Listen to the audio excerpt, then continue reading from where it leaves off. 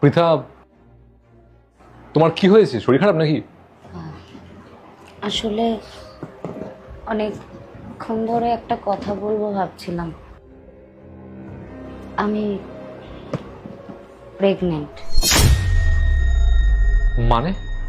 হ্যাঁ, আসলে আহ, তোমার সাথে বিয়ের আগে আমি একজনকে ভালোবাসতাম। আর বাট তুমি এসব কথা এখন কেন বলছো? তোমার তো এগুলো বিয়ের আগে তোমার বাবাকে বলা যাচ্ছিল। কারণ আমার বাবা ভীষণ অসুস্থ।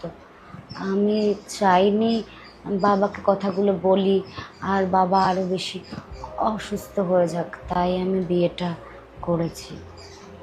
আসলে মান সম্মানের কথা ভেবেও আমি কিছুটা পিছিয়ে এসে বিয়েটা করেছি। তোমার কথাগুলো এখন নয়, এগুলো বিয়ের আগে বলা যাচ্ছিল। বাট ঠিক আছে, যা হবার তা হয়ে গেছে। তুমি চিন্তা করো না, আমি দেখছি কি করা যায়। তুমি এক কাজ করো, তোমার যে বয়ফ্রেন্ডটা আছে ওর নাম্বারটা আর নামটা আমাকে বলো, আমি দেখছি কি করা যায়। ঠিক আছে।